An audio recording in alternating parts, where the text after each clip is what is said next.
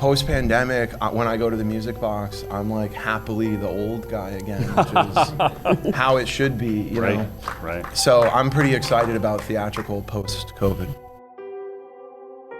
We have these conversations daily about how to get something out, and we really had to pivot in that way. So we're creating more of a buzz, so it might be one screening and less seats.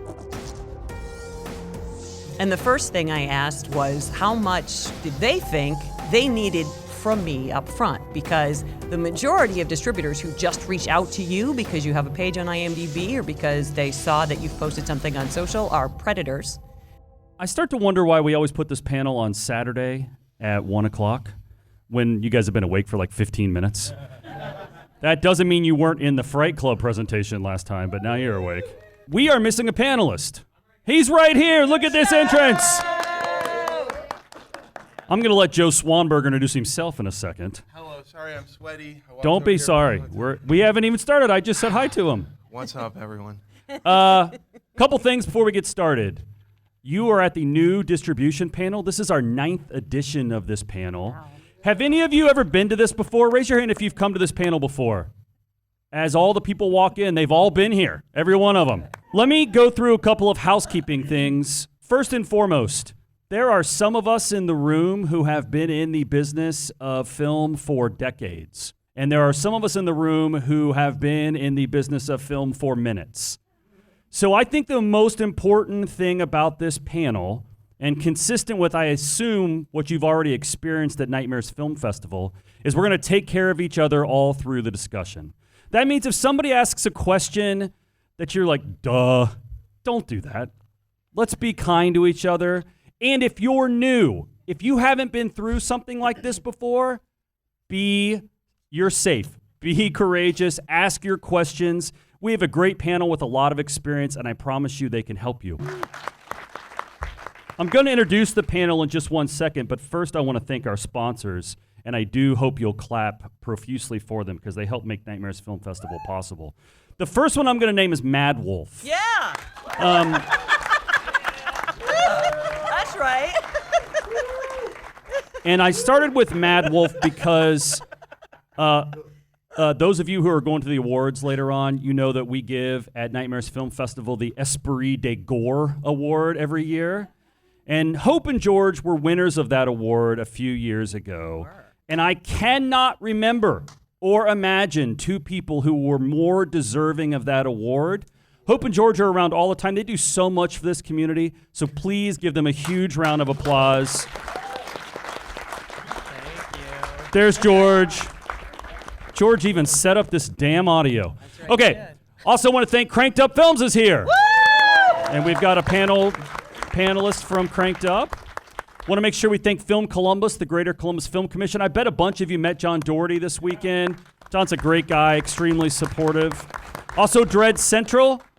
And last but not least, Dark Sky Films, who could not be here this year. All right. But Mike McGrainer has a Texas Chainsaw Massacre 50th anniversary t-shirt on from Dark Sky Films.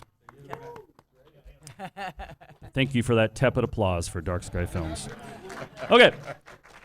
Just a minute. I'm going to ask our panelists to introduce themselves. Then I'm going to ask them a few questions to get going. But how well this panel goes is really about you. So if you have a question, you don't even need to raise your hand. You can just walk down to this microphone. It is hot, and I'll point at you when it's your turn to ask a question.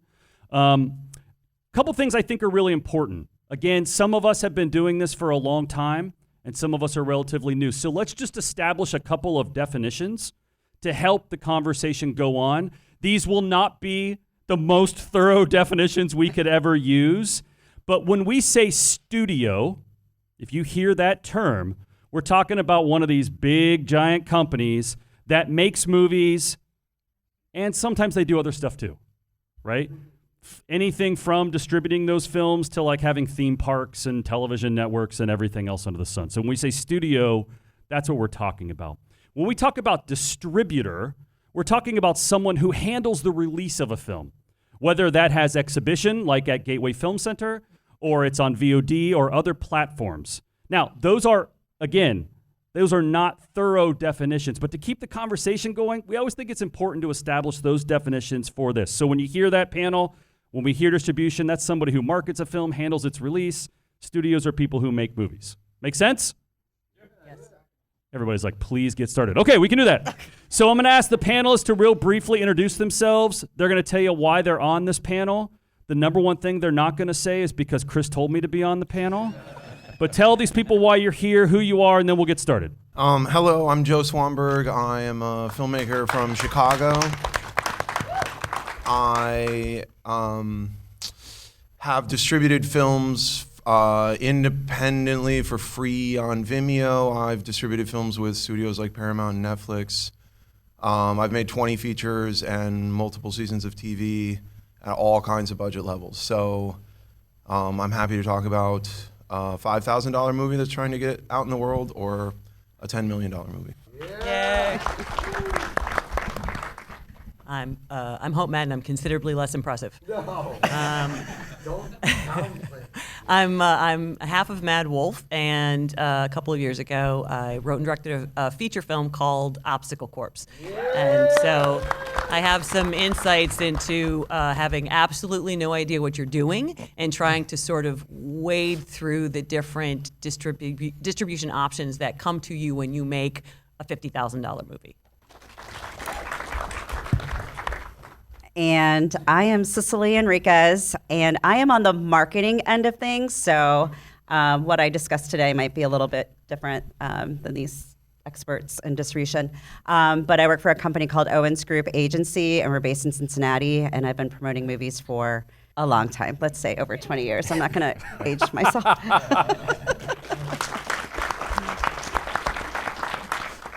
I'm Phil Garrett. Can you hear me okay? Yep. I'm new to this being in a microphone thing. So I work for Good Deed Entertainment in multiple capacities. So I head up production and development there as we put together new films and slates and produce the films we make. And then on the Cranked Up Films side, I'm now heading up Cranked Up TV, which is a new streaming service we're launching in December. That's focused on independent horror and no ads. So, but for context, I started in the industry in 2000. I spent my first 4 years at DreamWorks Animation and Visual Effects, just to give you context, and then came back to Ohio to raise kids and started producing live action features. And I've done, I think, 12, 13 now, anywhere from budgets of $7,800 to $750,000. So now at Good Deed, I'm pretty new to working in distribution and acquisitions, so I'm learning along the way as well. And it's a really fascinating time, right? May we live in interesting times. Give them a round of applause before we get started. We're going to jump right in. It's a good segue from what you said there at the end, Phil. It's now been 3 years since the pandemic. So as filmmakers, as people working in the industry, what do you think has changed the most pre-pandemic to now? And Joe, I'll start with you. What do you think's changed the most in the last 3 years? I think it just sped up already recognizable trends. I was lucky enough to really be like hitting my stride during the heyday of streaming, where suddenly, like on a daily basis, there were new companies that needed content, and surfed a wave from like 2012 to 2016 where you almost couldn't lose. Like anything you made, there was some home out there, including some home with money probably to pay you like an upfront advance. That started to like dwindle in 2017, at least my read. I was taking movies to Sundance that I felt like in 2014 we could have sold for $1 million.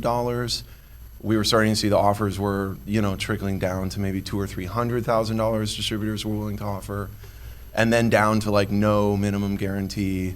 We'll distribute your movie. We'll just split, whatever we take later. So by like 2018, 2019, I was already moving away from financing under $1 million, $500,000 kind of movies, and focusing either on really small stuff, like $150,000, $250,000 or lower, or you know, like I made a movie with Dave Franco called The Rental. That was like a $3.5 million movie. That's a great movie. That's underrated. And so it was like at that level with $3.5 million in movie stars and things like that, I was kind of like, okay, we can still play that game. But it's like that middle zone, I think the bottom had already dropped out. Post-pandemic or through the pandemic and now, I just think it like hit the fast forward button. In some ways, in a good way. It's like in a boom and bust cycle type industry, it's like you have to also find bottom again every decade or something. I think we just found or are finding bottom right now a lot faster than we would have. But the good news about being at bottom, which I think we're at or close to, is you get to start going back up again. Right. So, Right. and the other like major post-COVID thing I've noticed is that younger people are going back to movies in the movie theater. Yeah. Like in Chicago, the Music Box and a lot of our independent films, it was like I was young in terms of the audience age at 40. Right. Pre-pandemic, I was kind of like, shit, we're fucked. I mean, there's no next audience coming. Right. These distributors have only catered to a sort of sophisticated Gen X or older kind of audience that's like slowly starting to age out, stay home and watch streaming. No young people were there. There was no A24 neon type studios pushing content. Post-pandemic, when I go to the Music Box, I'm like happily the old guy again, which is how it should be, you know? Right. So I'm pretty excited about theatrical post-COVID. That was a really good answer, Joe. Which one of you wants to go after that? Okay, so I was kind of thinking about this question while he was talking, but I was listening. But I think one of the things for me on the marketing end of it, which I feel like I never really talked about this a whole lot before on the past panels that we've been doing, was one of the things that I think changed was we handle theatrical, like basically promoting the movie before its theatrical release. So a way to build that word of mouth were a lot of screenings. So it might be one movie, you build the word of mouth by having, let's say, 2 screenings 1 week, 1 week of opening. So it was always 400 seats, as many people that can see this. And then once COVID happened, obviously screenings went away, theaters were shut down. And I think one of the changes that has happened is it's become, besides budgets being cut for marketing, is that it's more intimate. So we're creating more of a buzz. So it might be 1 screening and less seats. So maybe 150 seats, but you're making sure that it's a very curated list of people, press and influencers. We've like rely so much on influencers and we have these conversations daily about how to get something out. And we've really had to pivot in that way instead of just throwing tickets and, you know, getting thousands of people to see it. Now we want to create like those experiences and get those young kids to see it, like creating that buzz, you know, especially something like a Terrifier. We just talked about Terrifier a little bit ago, creating that buzz. So I would say that's probably one of the changes of the last couple of years. I feel like it's definitely become much more like specialized and thought out executing promotions for a film. And do you think how much of that's about budgets, and how much of that's about approaches? But I do a lot of screenings here at Gateway. Obviously, I want to support my independents. So when we do screenings, a lot of times we'll do a screening, but I might do a pre-screening party. And was it The Holdovers? I did this cool little Christmas cocktail party before the screening. So it's really like, you know, coming up with those things. So the money is going, instead of spending it on tons of screenings, we're putting that money towards something more memorable and creating that experience. So then you guys are on Instagram and you're posting your pictures and you're using the hashtag. So the money has shifted a little bit, I would say, but I feel like we're getting more budgets for events. Got it. Because I can go to the studio and say, hey, there's this cool event in Columbus and so I really just think it's more, they would rather have that. Interesting. That makes sense? Anybody want to add anything to that? I think you do, Phil. Add something. No, it's so Cicely and I are working together now, and Because of Nightmares. because of Nightmares, and that's where we met at Nightmares, and yeah, I mean, from our perspective as Good Deed Entertainment, our mainstream brand, and Cranked Up TV and Cranked Up Films, the genre brand, you're exactly right. I mean, we're doing more. We've gone to conventions. We're out there meeting people. We're seeing that doing these special things can have a real impact. And we also know that, and for everybody in the company, from our CEO Scott on down, that theatrical is an important component when it's the right fit. I had this epiphany just Thursday, sitting here watching shorts on the big screen. Like, there's nothing like that, you know? And I was happy to hear Joe talk about, because I haven't really been following, I haven't heard that, but like the return of younger generations to the movie theater, which is a very exciting thing. So. Some of you may have had a chance to see the Fresh Hell trilogy that they did a really interesting advanced release model of. We were lucky enough to do it here, but I know you did it all over the place, and it was like 3 weekends in a row you got to see a premiere of each one of that trilogy. And I don't know if you did this. I mean, I know there was a lot of talent here, so you couldn't have had them everywhere unless you figured out how to do that. That's pretty impressive if they were in multiple cities at the same time. But I assume you did that at other places as well. We spread the wealth. Okay, good. So what we found through our theatrical booker, what I learned was that, especially the network of independent theaters like the Gateway and others throughout the country, and we focused quite heavily on Ohio and Kentucky. So it's really important to them. They're happy to have independent films. They want something special with that. Q&As were very important. We did the final theatrical last night of Exorcism in Akron at the Nightlight, and our director, who is in Seattle, was able to film an introduction and have that piped in. Yeah. And then we had a couple of crew members there, because we're here as guests for Q&As. And I think when we talked Thursday, the house was half sold out. So Wow. there's this desire for it. Shout out to the Nightlight, too. It's a great theater in Akron. I'm going to pivot slightly. Hope, I'm going to come to you. You mentioned in your introduction that you had a film that you made 2 years ago now. Is that right? That is right. That is My correct. God. And you made another short recently. Yes. Talk to the filmmakers in the room and the rest of us about what your experience was like getting the film into the festival circuit, how you chose which festivals you were going to play, and then later your experience with distribution. Okay. I'm going to be super honest about the festival circuit. Jason Tostovan was one of our producers, and he knows, I don't know if you're aware of it, something about genre festivals. And so we absolutely let him steer us on that. Like, this is the festival to get into. This is, and even if George and I had thoughts going into it, we were like, but we don't care what we think. And so I'm not going to lie. If you can get Jason Tostovan to tell you what festivals to send to, do that.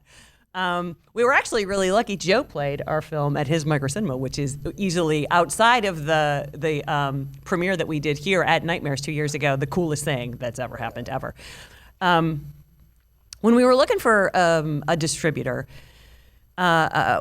we didn't know what to do at all. Like, just had no idea. And I think so. What I did, because I'm a nerd, was I wrote down a set of questions that I just felt like I needed to have answered, and I asked the exact same set of every distributor that I talked to, and then I kept a spreadsheet of all of their answers, because they all say different things and they use different language, and I needed to be able to compare one to the other to figure out which one was going to be the best fit for us.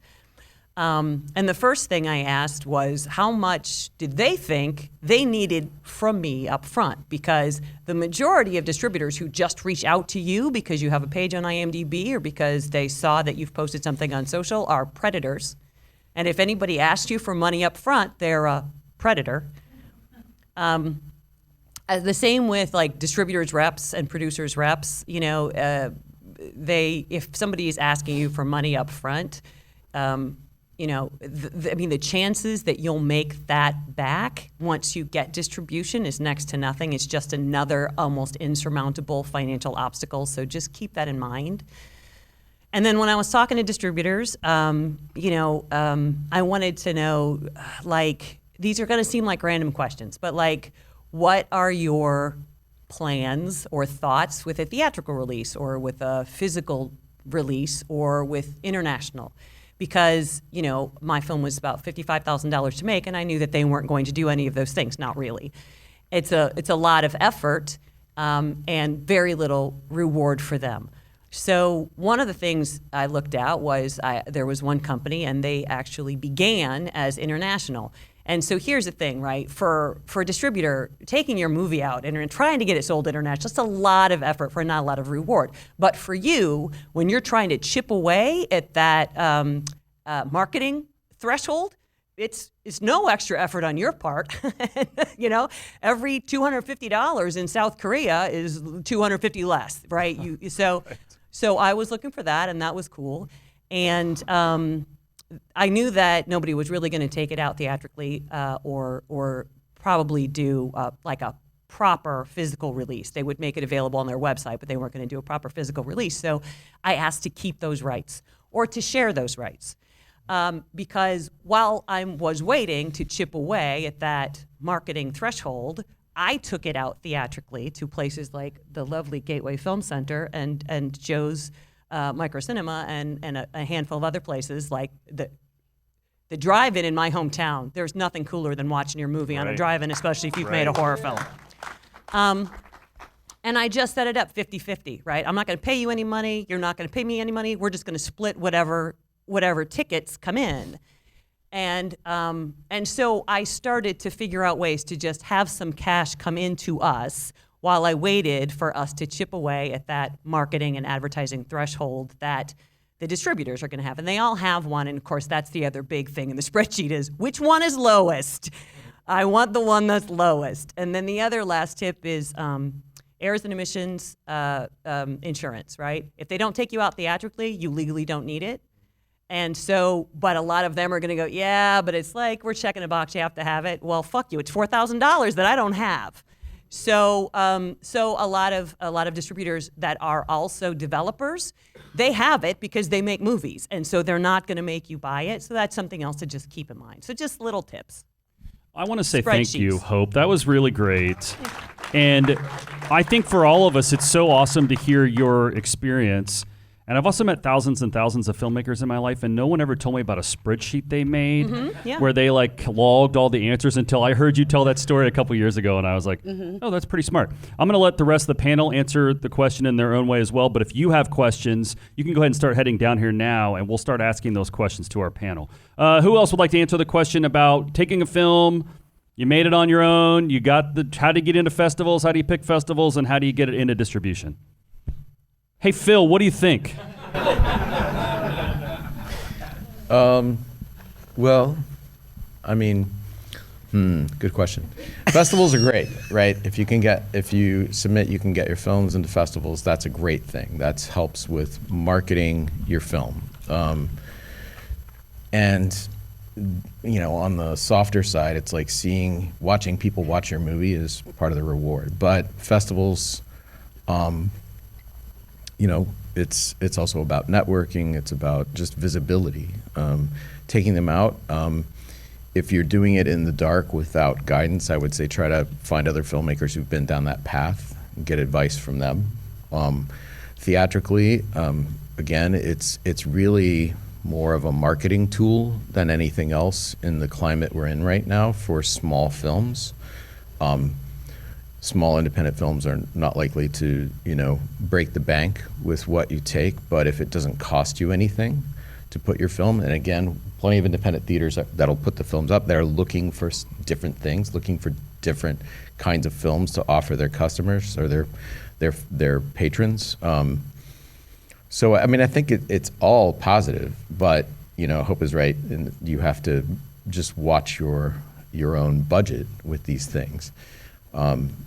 So, I mean, on the festival side and all of that, yeah, those are my thoughts. But I'd like to also, I'd love to return to that, talking about the climate right now too, at some point. We'll come right back to that. Joe, you want to add anything before we have a question? But go ahead.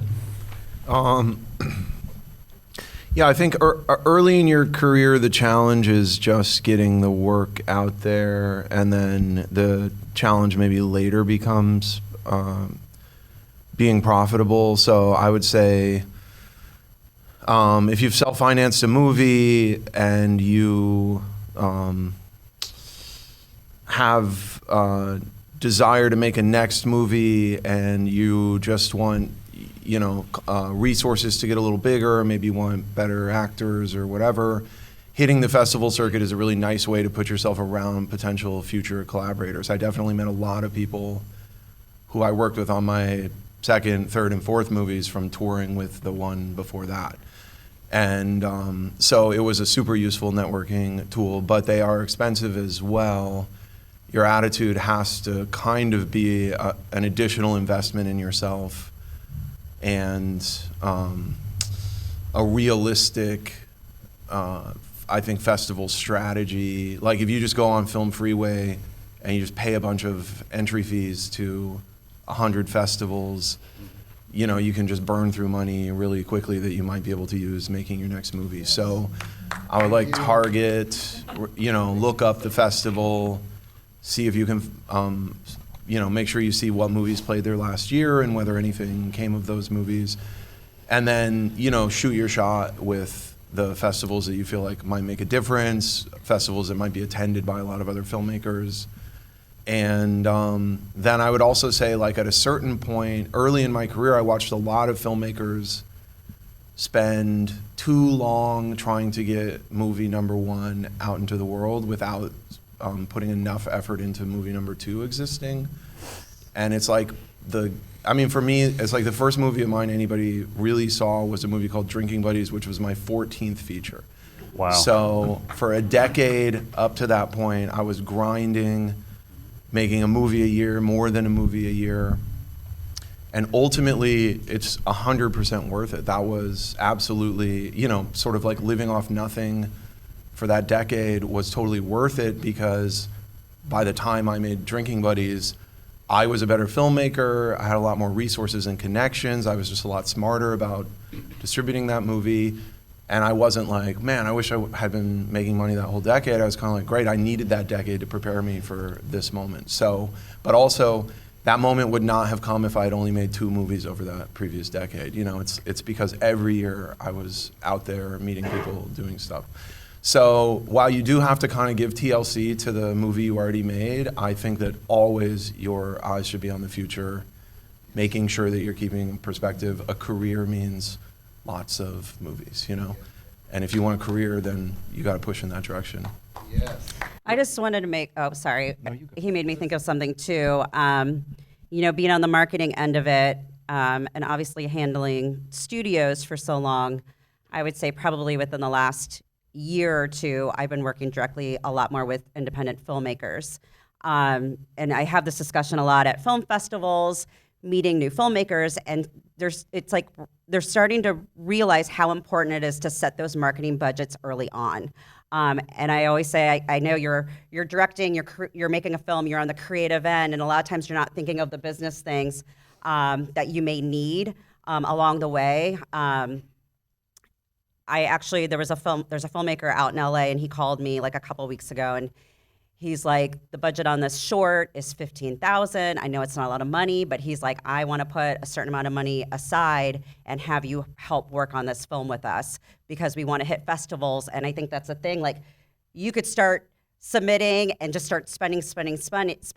And so I think having that strategy, and then also knowing that you are going to have to set aside, because once you make this film, then it goes in the hands of distribution and marketing. So yes, and so I always say that, just make sure when you're planning out, make sure you put in those things like festivals, marketing needs, whether it's, creative, posters, trailers, all of that. So that's just my advice on that. Yeah. There were 2 things that, coming out of what Joe said. So number 1 is,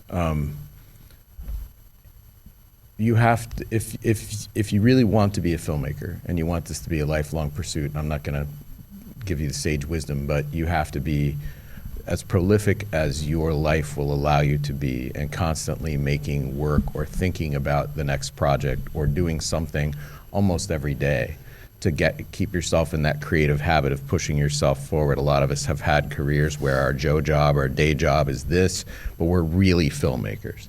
So I would say, keep that, be persistent and persevere. as best you can given your life circumstances. The other thing is about festivals that I think is amazing, and we've talked about it a little bit, is networking. I see two folks here who probably met at Nightmares or somewhere like Nightmares who have a script that's up for an award this year, which is fantastic, who I don't know if they knew each other, but they live states apart. So we have two, and how being at festivals can lead to opportunities. We have two filmmakers who are Nightmares alumni that I met at Nightmares, and we've made a film with each one of them, a feature, and we have a second feature lined up for the spring for the others. So the Serge Pinheiro and Jeremy Herbert and Wolf Stahl. But if I didn't come to Nightmares, I would never have met these guys. And if they didn't come to Nightmare, we wouldn't have met each other. And in one case, it's 4.5 years of pushing the boulder up the hill to get a feature made. So yes, festivals, but be strategic. Real quick before we go to our questions, do you, as a filmmaker or producer or marketer, do you recommend that filmmakers set aside budget to submit their film to film festivals? Is that a thing you do? Is that a thing you did, Hope? Did you set aside part of your budget to submit? Yes, but I'm also very realistic about most of us find that we don't have enough money for post. Of course. You know, and so but ideally, yes, because, you know, once you've made it, and you can self-distribute, people are very successful self-distributing, and you can handle your own marketing, social media. There's a lot that you can do to draw attention to your independent film, so you can just make the next one and make the next one. But I definitely think that, you can't work in a void, and to get collaborators, and you need to try to get to some festivals. So if at all possible, yes, keep some money aside for festivals. I mean, one of the ultimate ironies of festivals is the more successful your movie is, the less you need to do, because the festivals start inviting you, and the whole situation turns around, and then it doesn't cost any money.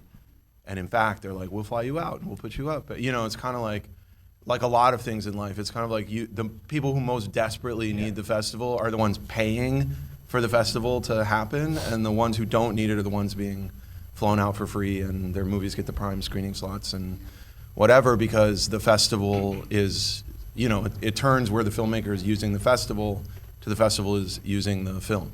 So you want to be on that side of that equation, obviously, where you are like, yeah, we didn't need any money in the budget because we had already played several festivals with the last movie. This new movie is highly anticipated. We're just going to tell the programmers it exists, and then they're going to watch a Vimeo link. They're not going to charge us a submission fee to watch that. So it's kind of like quickly trying to get to that place, but obviously the first time out, when nobody knows who you are, you're just not on that side of the line yet. But with my first feature, where we made the movie for $5,000 or less, it's like I did not have festival submission money in my budget. I would just cold call the festival office, tell them who I was, explain that I made a $5,000 movie, that I did not have money to submit a submission fee. Would you be willing to just watch it anyway? I'll mail you a physical copy, or I'll send you a link or whatever. And some said no. We have a really strict submission fee. Everybody has to go through the thing. Others were kind of like, okay, yeah, that sounds interesting. I'll check it out. So there's a bunch of ways to do that, but the underlying thing early in your career is you just have to be a shameless hustler. No one is gonna discover you out of nowhere. You can just get that out of your head. It's like you're just gonna have to be a bulldog for years and years and years. So get that mentality early. Go for it. So to reframe, yes, Yes. yes, yes. So put some budget aside. Yes. Of course, you'll probably use it in post, like Hope said, but still put it in your budget so you can have some capital to submit to festivals. Okay, first question. Go ahead. Right in the mic. Yes, right in the mic. Okay, yes, sir. Okay, so what Joe said was really cool about distribution and festivals, and I don't think a lot of people say what you say about putting aside money or just struggling. So I made a full feature. My thing is, what I wanted to talk to you about is I fixed it like it was a video game. I patched it up.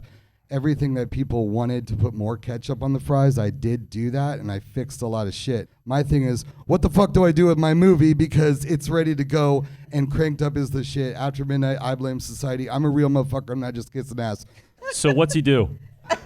It's totally ready. So if anybody wants to see it, I can give it to you. Put it on the internet for free. Okay, yeah. Okay, well, everybody's saying, don't do that. But I want to do that. That's Hang on. Why do you say that, Joe? Because if 18 million people fall in love with your movie, you'll make money anyway and get distributed. Go ahead, Phil. I think Joe's advice is really great. If you've made a movie, yeah, you may have almost died, but get ready because every single movie is like almost dying. I love to die. It's great. It makes you a better artist. But I mean, if you really only put that much cash into your film, I think that is something to think about.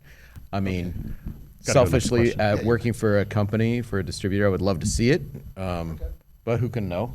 So catch up with Phil. You're up. Next question.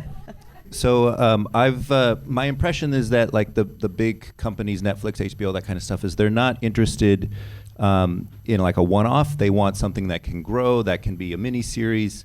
What was the X series that they keep coming out with movies based on the same character? So I've been trying to find ways to make a movie that is more than just a movie, that it exists beyond the film festival. So for those of you that have seen my movie here. I'm making a documentary about this Mexican horror director, but it's really a mockumentary, right? So it's a big secret for everybody.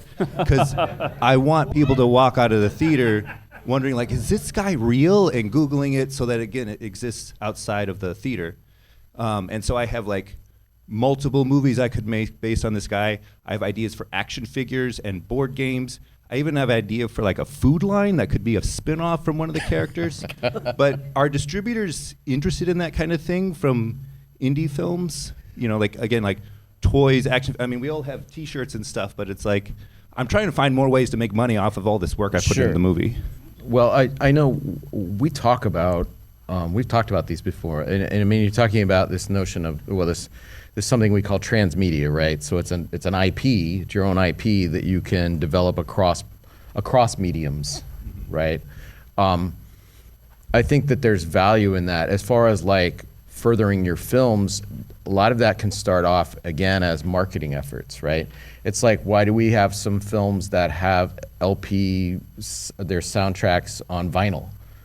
Those filmmakers, those musicians, those artists are not making a ton of money off of that. It's a marketing effort, right?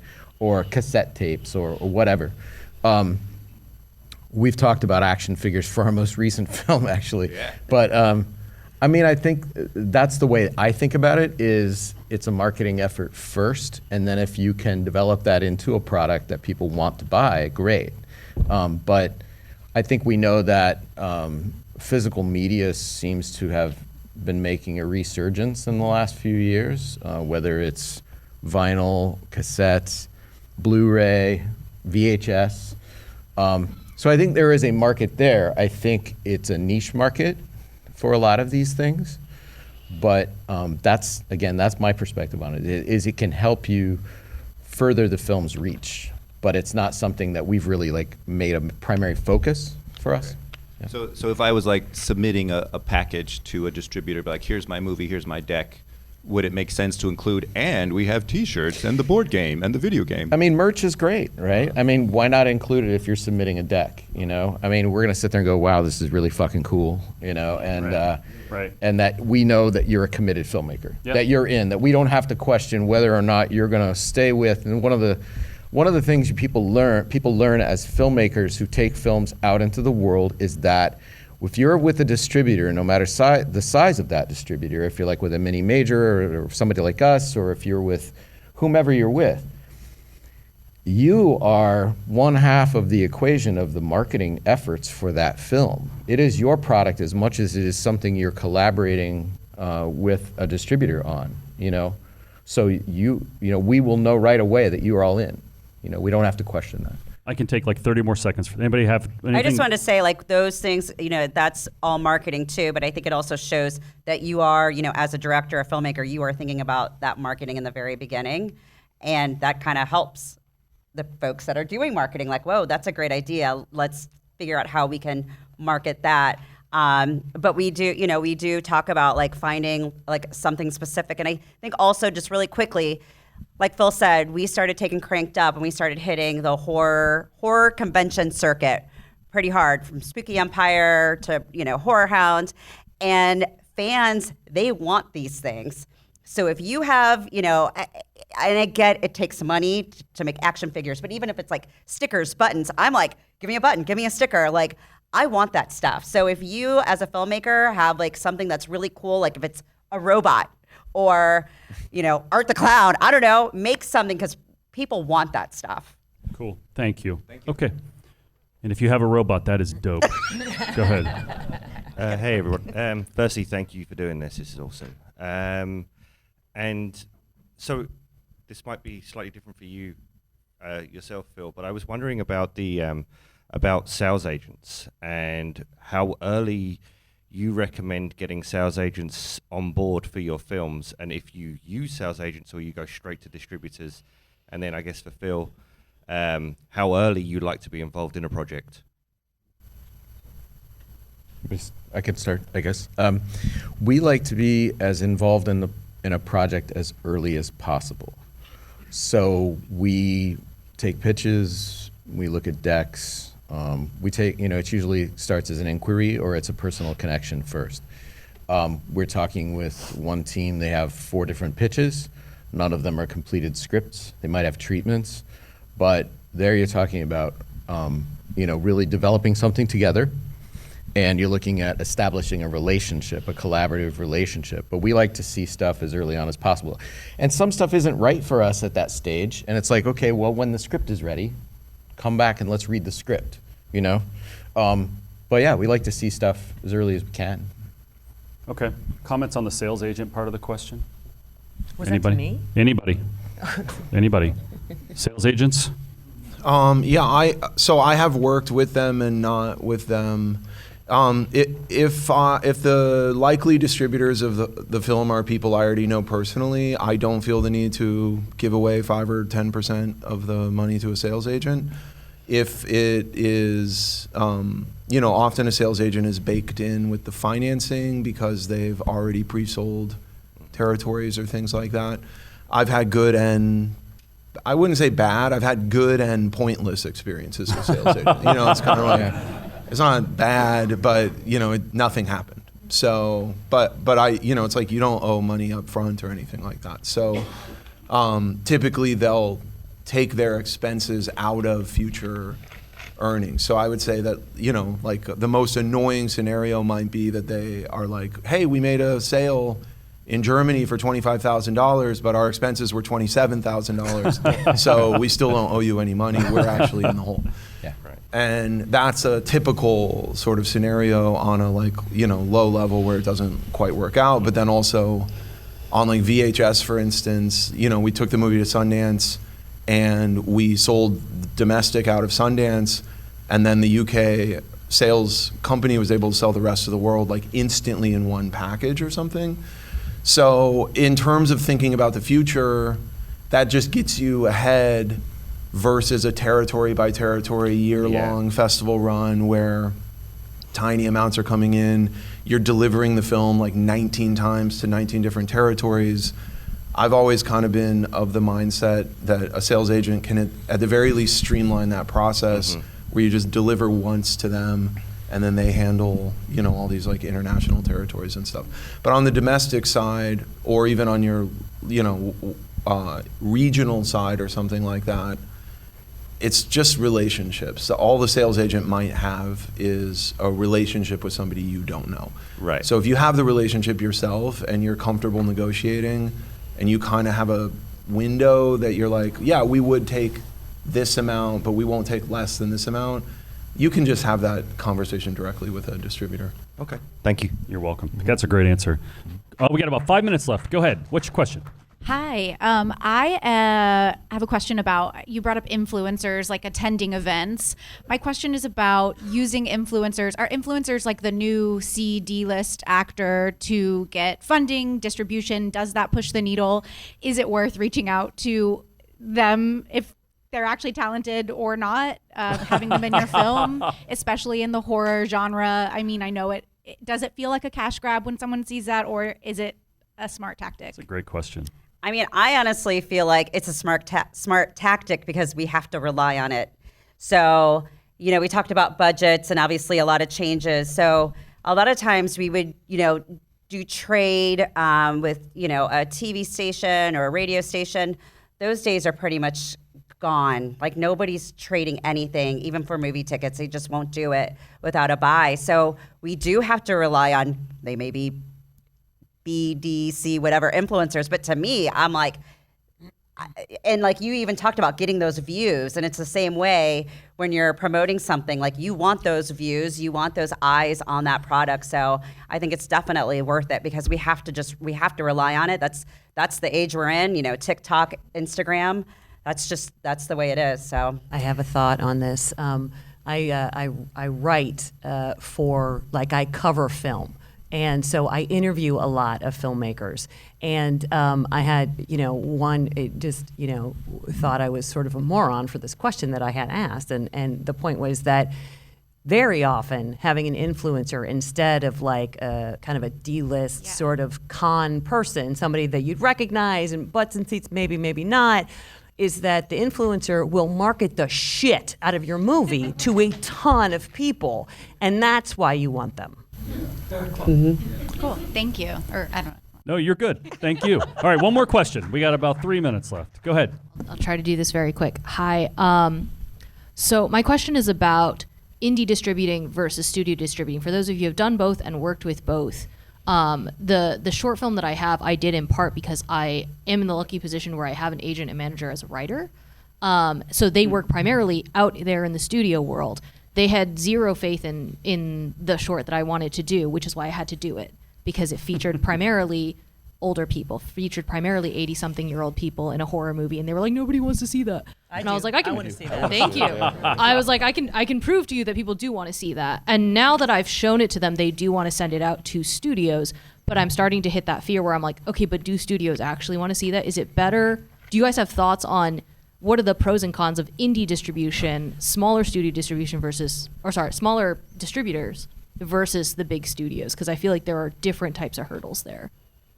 Are you saying with the short or a feature version of the With short? the feature version. We did it as a proof of concept. I have a pitch deck. It's ready to go, but I'm starting to doubt which direction to take it. What would be the downside of not sharing it with studios? That's fair. There is no downside to not sharing. I mean, you might as well try. It's like as a filmmaker, your dream scenario is that multiple people want to make your movie, and then you get to start leveraging them against each other in terms of how much budget you can get, how much creative freedom you can have. It's like a bidding war situation is always ideal. So if you don't try and you just go the indie route, you'll never know, but it couldn't hurt. And I will also say, meetings with studios that don't result in that project getting made are not wasted time. They know you now. The next time you have a project, they're kind of like, oh yeah, I remember that thing. Little, not for us at the time, but cool project, and they might be more likely to read the next thing. And How about a round of applause for our panelists? As always, a great discussion.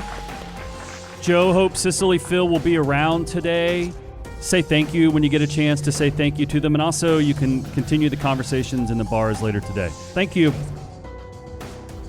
Hi, this is Ben Young, director of Hounds of Love. Stay frightful, my friend.